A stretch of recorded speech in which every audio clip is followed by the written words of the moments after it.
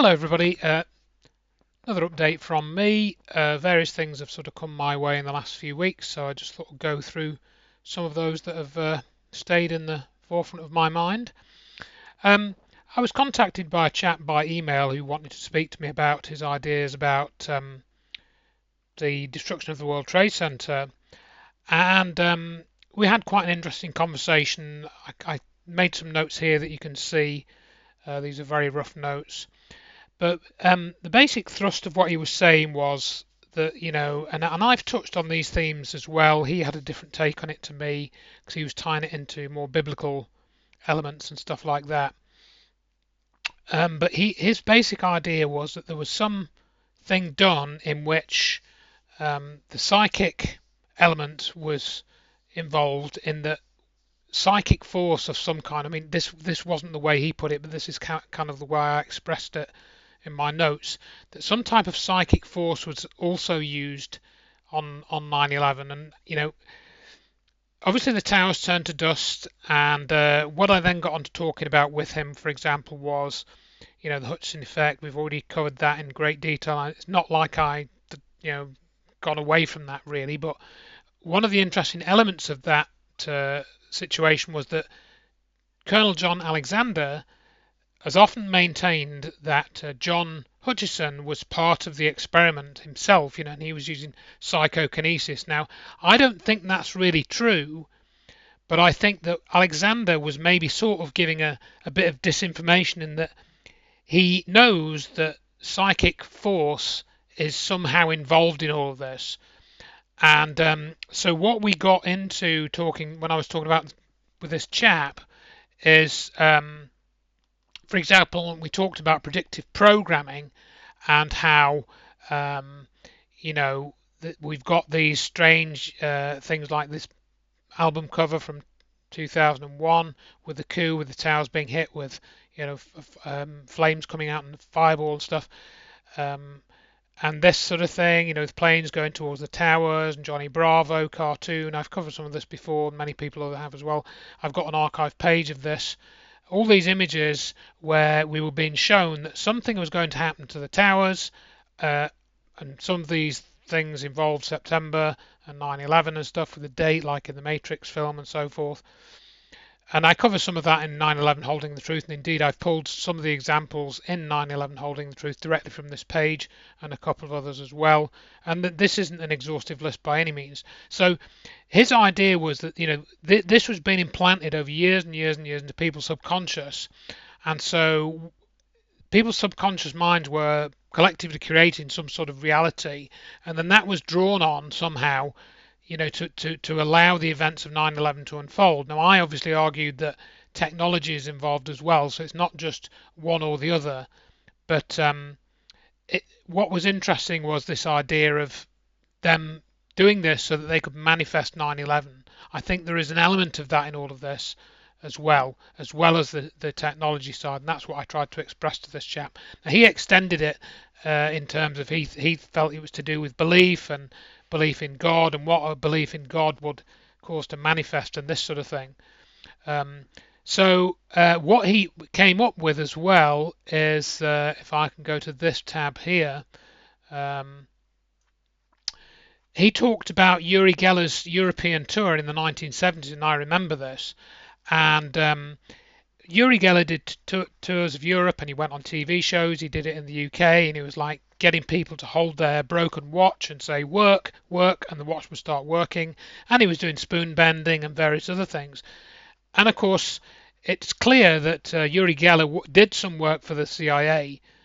This article has a little bit of information on this, and it's on the History Channel, so hardly a sort of fringe source. But there are other documents too, many documents. Some of these I'm going to touch on in my consciousness book when I finally get around to doing some more work on that. But what was interesting that this chap said, he thought that what Geller was being used for was to measure the level of psychic ability in the general population somehow. And I think that's quite an interesting factor which I hadn't considered before, that somehow Geller was helping the CIA to measure psychic ability.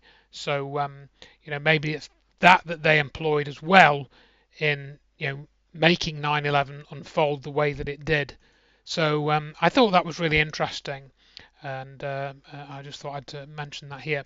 But talking about 9/11 a bit more, a couple of other things that have come up. There's a chap, the 9/11 revisionist. He's been writing to me. I can't keep up with all his postings, and I don't quite agree with everything that he's done.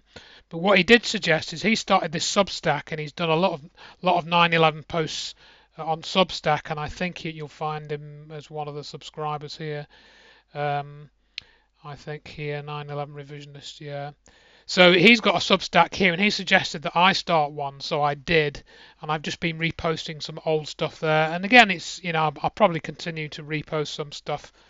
Um, I can't keep up with all his posts because he's done so many. You can see them all here. Like he's done tens of posts in the last few months.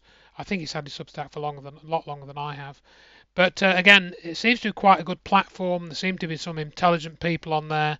I've had some good comments, quite a number of good comments, despite a relatively low number of subscribers. So, that's just another outlet, really, as I see it at the moment. And I did mention this to David A. Hughes because he also wrote to me last week to send me this link, and he's now published a book called COVID-19 Psychological Operations and the War for Technocracy, full book, and this has also been published by Springer, um, and it'll be a free download from Springer as well. I may send that link later on. David has apparently made a video where he talks a bit more in that video about Dr. Judy Wood's research. He's been a little bit cagey about it, but as you can see here, he still works for the University of Lincoln in the social and political sciences. He's a faculty member there. So, he's had to be very careful about what he's done. He has had a lot of heat, but thankfully he's still employed by them. And here he's kindly put his book for free on academia.edu. So you can download that if you want. I've read one or two. I've got some of this in the form of a couple of articles on Check the Evidence as well that he sent me last year sometime, I think it was. So you can have a look at that if you wish. I'm very grateful to David for his coverage of some of my research. Apparently he refers to this in this one of these books or another one that he's about to publish. I forget exactly what he said now, but anyway, he's definitely an ally in our efforts to reveal the truth. Another person that's come onto the scene just recently, or recently to me, is this fellow in the middle. You just saw very briefly there, who's called Adam Eisenberg. Now, I just listened to this podcast, 9/11 Revisionist sent it to me, and he's included some emails that between him and Adam Eisenberg. Now, Adam Eisenberg was in the army, and he was involved in the Pentagon sort of cleanup. I don't know if cleanup's the right thing, but he was one of the first responders at the Pentagon, and he was in the army in the Old Guard, I think, or thirds. He tells you which squad it was. Apologies for not remembering this, but you can listen to this podcast if you want here, this video interview. Some strong language in here. I mean, he is ex-army, so he is from that background. He does seem to have a lot of good information. He shows in this video some pictures from inside the Pentagon, which I hadn't seen before. And he says he's not sure where these came from. He didn't take them, but there are some interesting anomalies. And he says he's going to talk more about those because he says he went into some of these rooms. He describes where he was and stuff. And he's come out of the army now, and they've given him some runaround to him getting his records from an FOIA, but although he's got original documents himself. So he's got a story to tell. He says he hasn't told all his story yet. So you can have a listen to that if you want. There's not a lot of new evidence in this particular video, but there's allusions to new evidence. And that he spends quite some time establishing his own credibility, and that all seems to check out as far as I can tell from the video and stuff. So he's recently come out and started doing things in the last few years. I think he's been going about at least 3 years, but I'd not heard of him up until recently. So you can listen to that if you want, see what you make of that. But it looks like he could well be another ally as well, and he's exposed some of these fake truthers as well, it seems, who have kind of not really paid attention to everything that he wants to reveal and tried to sort of marginalise him, even though he's got the credibility. Talking of being marginalised, just a very brief update. I'm grateful to Justin for sending me this. This is the Light newspaper, which is the current one, the April issue. This is produced by Darren Nesbitt and others. The links for all this will be in the description of this video. And they did an article on Richard's case, and you can read this if you want, but it's really not a very good article. It's quite short, and there's a lot they've missed out, and it reads like a mainstream article, really, or not quite mainstream, but fairly close. And considering this is meant to be an alternative news source, I don't think it's very good. They've not really helped Richard as much as they could. I don't know who this Barry Weldon chap is that's written it. I don't know who he is, so. You can have a read of that if you want. I'll just zoom in and you can freeze it on the screen if you want to. Let's see if I can go a bit. Can I go any wider? Let's just do that a bit. There we go. So yeah, so you can have a read of that if you wish. And Richard is okay. He's still doing things. He's got various ideas of what to do next. But other than that, no real updates. And I'm sure he'll post something when he's ready to do so. He has been looking at some other stuff, and not to do with his court case. So we'll see what transpires next. So moving on then, John Hutchison has posted a new video. Now you can see in the background there, John has this strange habit of dressing up as a woman.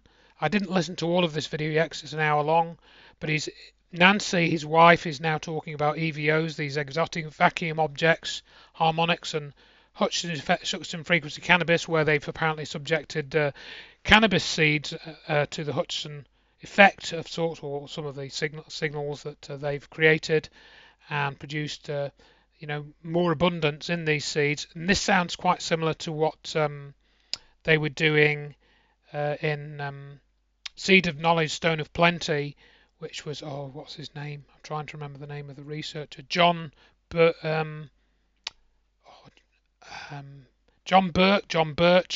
He's one of the former members of BLT Research. They were boosting seeds production using energy. He developed a process for doing that. So you can watch that video if you want. John sent it to me a couple of days ago. As you'll see, I think it was only posted yesterday. So not even a couple of days ago. I think it was yesterday. So all this talk now, we're getting some convergence, with the energy weapon stuff, and then also we're gonna talk about, mention next in this video, Randall Carlson, and he was talking about ancient civilizations in this interview with Sean Ryan. Sean Ryan won't touch 9/11, and I'm not sure that Randall Carlson will. But what's interesting is they're talking about plasma technology, which is a little bit related to what John Hutchison was talking about in this video. And they talk about the thunderstorm generator, which is Malcolm Bendel's invention, and that's covered in this video towards the end, and how this is kind of a rediscovery of ancient technology. Bob Greene has also been talking about this in MFMP2. You can watch some of his videos. And so has Jordan, somebody or other, I forget his name. He runs an alchemical YouTube channel. I may pull up the link for that if I get time and put it in the description. But there's various people starting to talk about the same sorts of things, but in completely different areas. And also it's been again discussed that this sort of technology was used to disappear MH370. Now, I've done a couple of videos on this Ashton Forbes stuff, or mentioned it, and I do think the Ashton Forbes video is probably fake, but that doesn't necessarily mean that something like that didn't happen to MH370. And what came out, let's see, when was this sent? 3 months ago, apparently Ashton Forbes was sent a letter from a Diego Garcia whistleblower, and this is just a readout of that letter. It's just a random picture. You can listen to this video if you want, or look at the transcript. And again, this could be just another intelligence operation. It could be part of the muddle up cover up, or it could be a real whistleblower. I don't really know. But why I found it interesting was that in passing, this whistleblower mentioned skyscrapers turning to dust, and about how this technology is in the possession of the US, and the whole MH370 thing was to do with the Chinese getting access to this technology, that can turn things to dust and make things disappear and stuff like that. This is something that 9/11 Revision has sent me as well. So again, I'm not sure what to make of this, but you may find it interesting to listen to. It's not very long, it's only 10 minutes, so I think it would be worth 10 minutes of your time. And again, on the ancient technology and energy technology, a while ago I made an update where I mentioned the first part of this video. It's now, the whole video is now complete. It's an hour long, about basically to summarize what's in this video. This ancient Egyptian vase might not be a vase, and they talk about it being made with techno magic, and it's made with high precision, higher precision than we can do today in some parts of the vase. Some of it's, we can match, but others perhaps not, with the thickness of the material.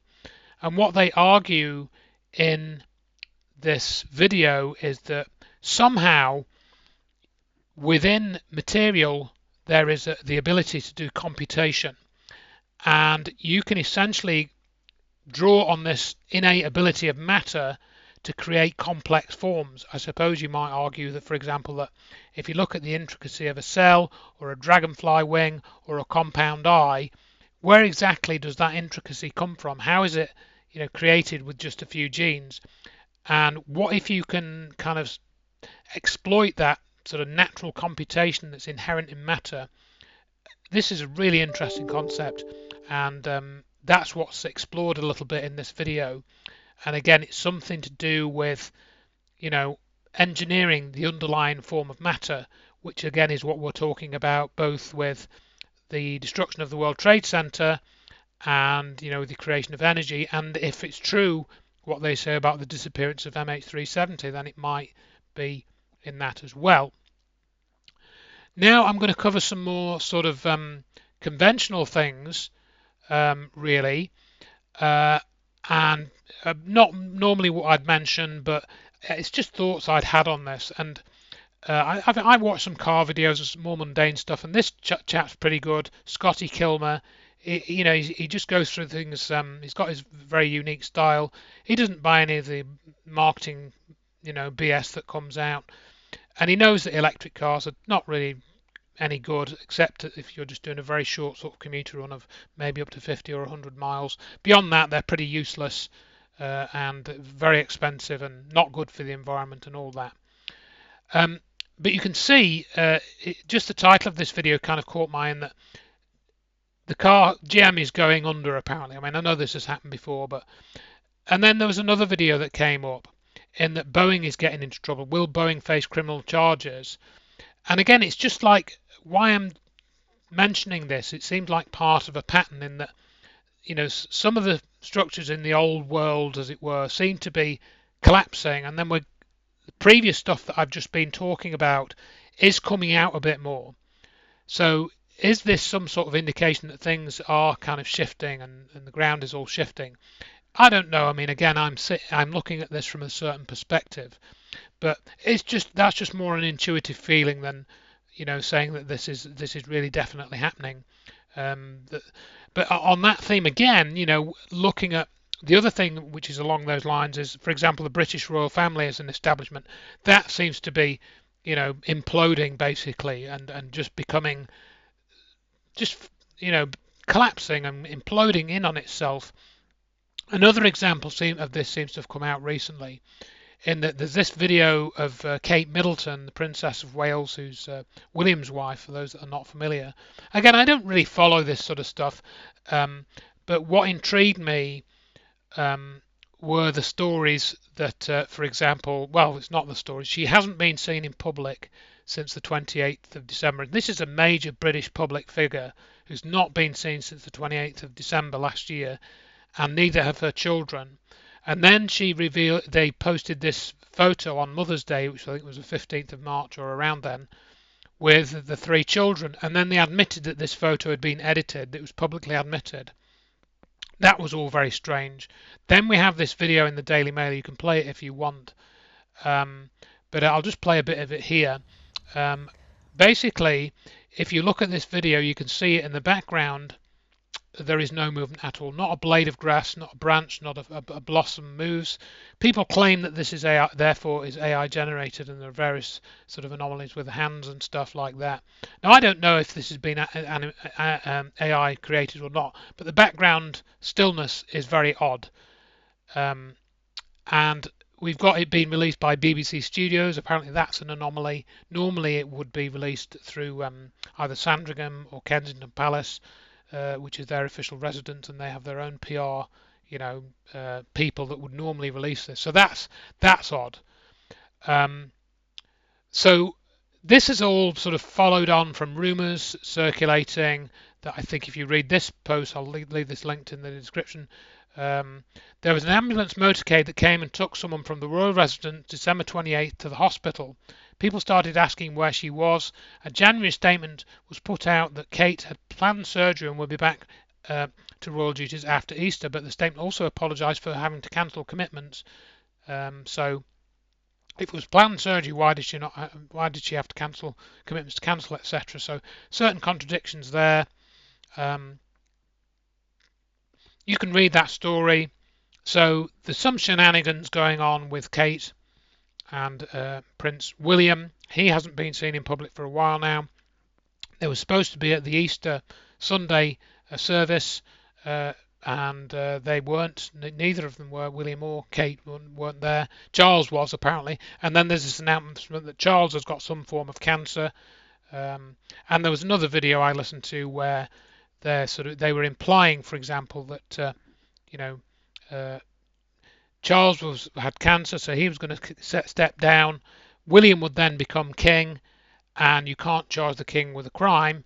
And the word in this some of this rumours is that William has killed Kate, just like Charles did with Diana. Of course, not just like, but some people are using those sort of imprecise terms. Now, I don't know what the truth of all this is, but again, it looks like the old establishment things are coming apart. People are asking harder and harder questions of these people. And just as a sort of final element to cover in that area, just wanted to talk about Norman Baker. He did this interview, which came up on my YouTube playlist. He does a good interview about Prince Andrew, very candid, very frank. I like Norman Baker. He is still an MP. I did meet him once in 2006. He came to a talk about 9/11, although I don't think he's spoken about that publicly. He's had to be very careful, I think, to keep his political career. But he's quite straight talking. He wrote a book about the death of David Kelly a good few years back now, and there's a presentation of him on YouTube about that somewhere that he did at one of Ian Crane's events years ago. So that reveals some things about Prince Andrew, most of which I knew. But again, it's all part and parcel to me of this. Some of these old structures sort of collapsing and fading away and stuff, and becoming compromised, and us realizing that these things are really not what they appear on the surface, not at all. So really, I'm going to leave it there for this one. I've gone on for quite a long time on this now, so I'll leave you with those thoughts. Again, thank you for your support, and I wish you well, and I'll talk to you again before too long. Thanks for listening.